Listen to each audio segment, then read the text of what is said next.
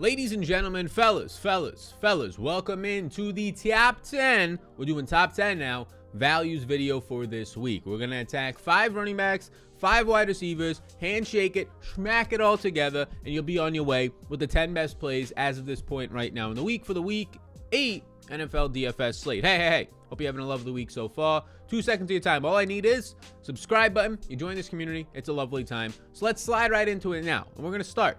The number 5 running back value this week for me is going to reside in San Francisco as Jeffrey Wilson does not get back. Raheem Mostert is banged up. Trey Sermon just isn't good, and it leaves Elijah Mitchell, the man, the myth, the legend out there, 6th-round pick, who has full control of this backfield now. Elijah Mitchell is averaging over 16.5 opportunities per game in the 4 games that Elijah Mitchell has played so far. He has seen 19, 11 in a game where Trey Lance ran the ball 15 plus times and he still led that backfield by far in touches, and then 18 touches. This guy is the complete back there. This guy is now below the $6,000 price range by a decent amount and creates some value on a now 12-game slate. I myself have a 13.2 point projection on him and a ceiling that is in the 20s. He currently is a 3.5 point favorite at home, and he gets a matchup according to Pro Football Focus that is the 6th best on the week against Chicago with a positive 55% matchup advantage. Now that factors in his offensive line, which is a pretty solid offensive line. He's seen at least 1 red zone touch in every single game this year, and he quietly ranks 8th in opportunity share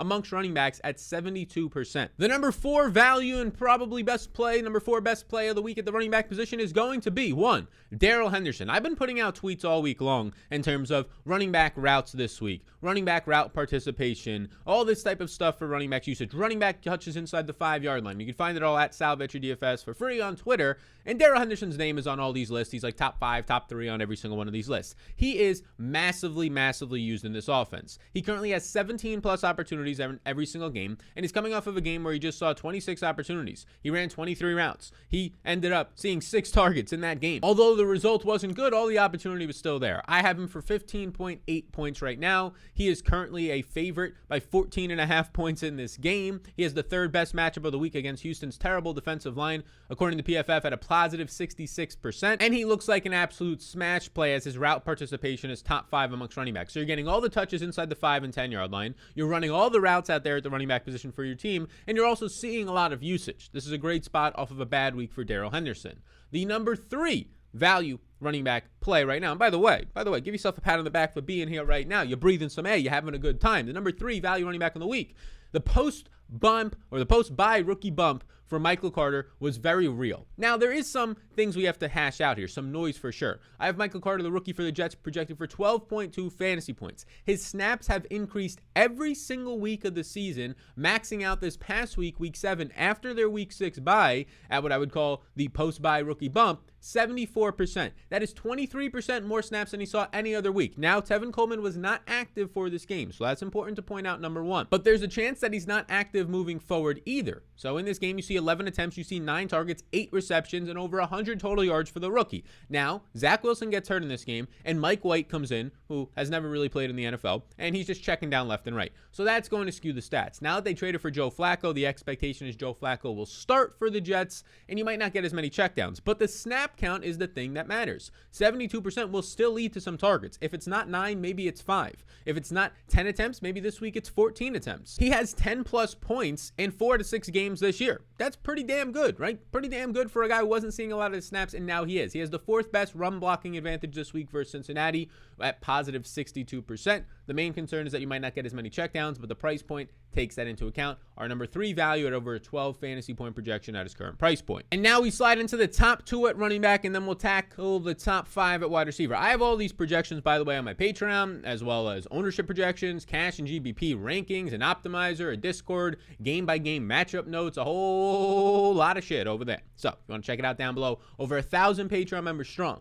It's a very strong community out there, so be sure to join the community if you indeed have any type of inkling. Like if you're not in the community, that's fine. The videos here will help you, but there are 1,000 plus people out there using the leverage tools for ownership, the optimizer, the cash ranks, the projections. They have a lot more intel, if you will. So come get this backpack full of information. Go to war, load it up with your ammunition. Come on into the Patreon community. How you doing? The number 2 value play in the week for me is somebody who is just seeing a massive opportunity share since he's in there and there's no Christian McCaffrey, and that's CHUBA HUBBARD. Now, he let a lot of people down last week, rushing for like 28 98 yards, but that offense in general looks terrible. And it's very scary that it's Sam Darnold or PJ Walker now, that's actually a question, especially after the first 3 weeks. I have Chuba Hubbard for a 15.2 point projection. He's seen 17 or more opportunities in basically all the games that he's gotten to start without a Christian McCaffrey out there. He has a total of 14 targets over the last 3 games. The main concern is that he is seeing these 8-man boxes, which is somewhat of a concern, right? They're not scared of Sam Darnold, and he has a league-leading 6 drops, which could lead to less snaps for him, which you saw last week compared to the 2 previous weeks. Snaps around 55% instead of 60+%.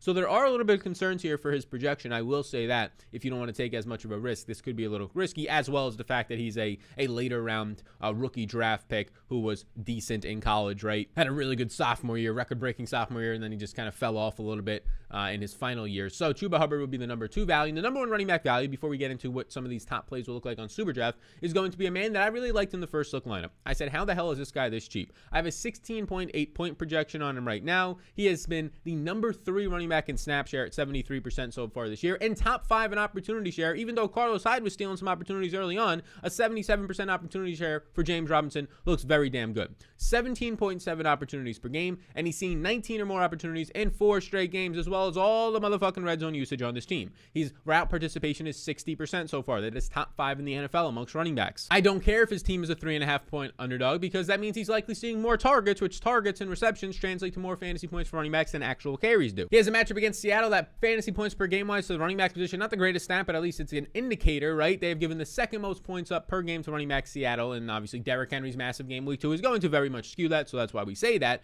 but the 2nd most to the New York Jets. So there's your top 5 running backs. And before we keep going over into the wide receivers, let's talk about SuperDraft and start to build out a SuperDraft lineup here. $200,000 to first prize pool. SuperDraft, if you use the code SAL, my name's Sal anywhere, get you a free $25 Rooskies over on SuperDraft. What is SuperDraft? It is a multiplier format that the contests do not fill. This contest will fill at about 80%, meaning that if you enter one lineup, if you enter one lineup, and we'll start to build one out today, if you enter one lineup into SuperDraft's contest, you will beat 20 to 30% of the field depending on the contest, especially if it's like a showdown slate, especially if it's a Sunday night showdown slate where people just forget SuperDraft exists. You'll beat like 35% of the field by entering one lineup. So I'm not winning at GPPs on Draftkings and FanDuel. Okay, well, why don't you try a place where you have to beat 25% less people? You automatically are 25% better, even if you're not improving your skills, right? It's like running a race against 1,000 people for the same prize compared to running a race against 700 people. You should probably run the one against 700 people if you're trying to win or place, right? So go ahead on SuperDraft, use the code SAL. We didn't talk about quarterbacks. We're not talking about quarterback values, but Jalen Hurts is my top projected SuperDraft play as of right now. We also have SuperDraft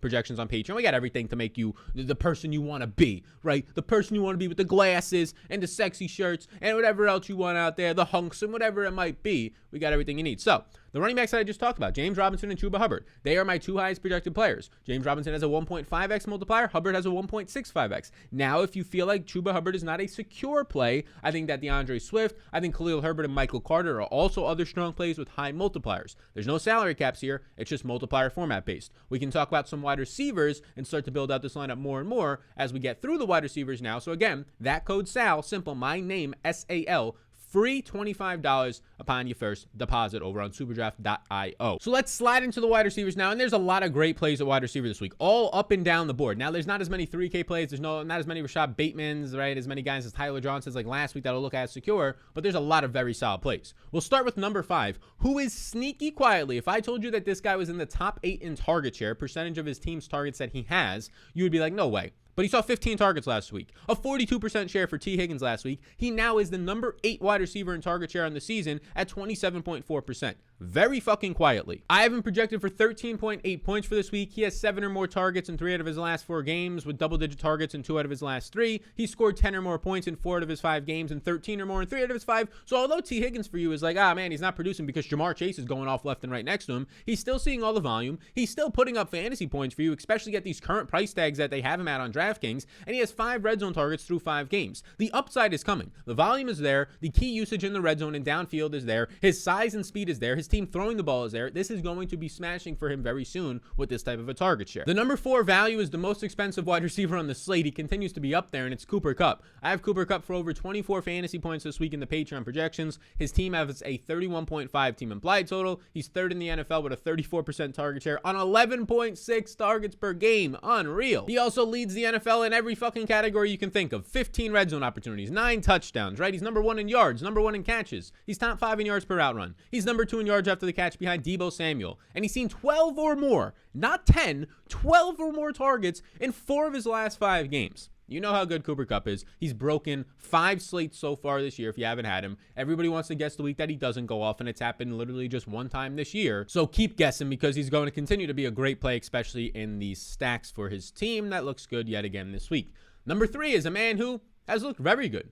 Just in prime time in a bad weather game, still goes for 100 yards and a touchdown. Now in multiple primetime games, he has over 100 yards and touchdowns, right? I have him for 14.4 points this week in my projections, and that man's name is Michael Pittman Jr. Now this projection of 14.4 is assuming T.Y. Hilton plays. So if he doesn't play, it's going to look even better. Not by a dramatic amount, but it's going to bump the target share a little bit, which bumps the fantasy points. Michael Pittman is a workhorse receiver, if you will. 90+% of the snaps in 6 out of the 7 games, has not played under 80% of the snaps in any game, and he has quietly scored 12 or more fantasy points, and his price point is below $6,000. This is a very fair, it's almost $5K, right? This is a very fair price point. So 12 points, you don't want that, but it's not killing your lineups. It's not making you the reason why you're not cashing. So 5 out of 7 games, he scored 12 or more points. He has 7.1 targets per game, a 23% target share, no drops so far this year, and he's averaging a borderline top 10, 32 routes run per game. This is an alpha X receiver on the outside where he's just not anywhere priced like it. Similar things can be said for T. Higgins, but T. Higgins is battling a Jamar Chase, right? Michael Pittman is battling nobody. Paris Campbell, done for the year. You have Zach Pascal out there, right? You have T.Y. Hilton banged up and an old himself. Not much is out there to compete with him. So now as we get into the top two, before you continue to go, the like button slides up right up here, somewhere up here. Hit that like button for me, by the way. Appreciate that. The number 2 value wide receiver is going to be 1, DEEBO Samuel. You might not know this either, but quietly leads the NFL in target share right now at what would be a record-setting pace of 36.7%. I have DEEBO Samuel projected for the second most points at the wide receiver position, even though he's not priced like that, 20.2 fantasy points. That is number 2, only behind Cooper Kupp. He has 41% of San Francisco's air yards, and we still expect there to be no Kittle, who is on IR this week, and Brandon Ayuk is not coming through, and Mohamed Sanu is out of the slot running short routes. Who else is going downfield for this team? The answer, pretty simply, is nobody. He leads the NFL in yards after the catch. He's number 4 in yards per route run. He has been insanely efficient, and he has 16 or more fantasy points, right? Consistency, 16 or more fantasy points in 5 out of 6 games this year, and double-digit points in all 6. DEEBO Samuel looks like a motherfucking smash play, especially if, I mean, it's going to be fine even if it's Trey Lance. He still had 16+ points with him, but you want Jimmy Garoppolo more. It's just more passes compared to rushing in that team, and maybe even more possessions because the clock is not running. The number 1 wide receiver play on the week this week. The number 1 guy who on a showdown slate recently against the Kansas City Chiefs was under-owned, even though he was cheap, even though he's a key factor in this offense. And now his tight end, who has been used in the slot often, 90+% of the time in week 5, is banged up and might not play or might be limited. Cole Beasley for the Buffalo Bills is the number 1 value wide receiver this week. I have him at 13.4 fantasy points at that price point for a 31.5 team total. Looks absolutely fantastic. He has seen 9 or more targets in 3 games this year with 2 13-game targets, 2 games of 13 targets, right? It all comes out to a 20% target share and 7.2 targets per game. In week 6, you saw that bounce back, and then he went on by. 85% of the snaps, over 40 routes, 7 catches, 9 targets, 88 yards, and a touchdown in prime time. With Dawson Knox banged up, this could be a little bit more secure. He is number 2 in the NFL in slot snaps, if you want a little key stat there for you, and he has a very strong 7 red zone targets through 6 games. Cole Beasley looks like a great addition to Buffalo Bills stacks, whether you want to single stack him or more likely double stack him with a Sanders or a Steph Diggs.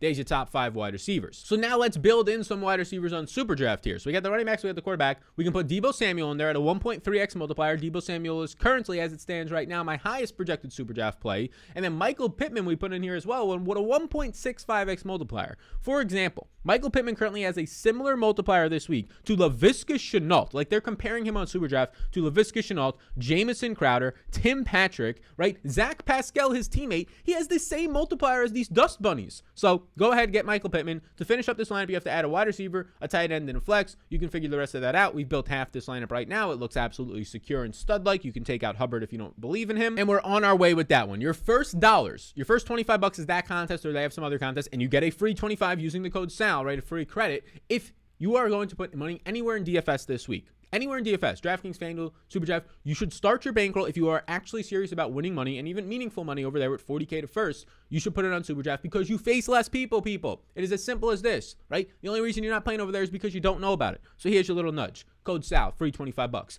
Thank you for tuning into the top 10 values video for, hey, week 8. We're getting through the season. We're getting through it. Appreciate you being here. Subscribe button right there. Enjoy the rest of your week. We have a new concept for a new video coming out on Thursdays now. Thursday morning top stacks video, Thursday night football live stream, Friday final thoughts, Saturday that one dude, Sunday live stream to close up the week. Bada bing, bada bang. I hope you have a lovely rest of your week and weekend. I'll see you when I see ya. I'll see you in the next one.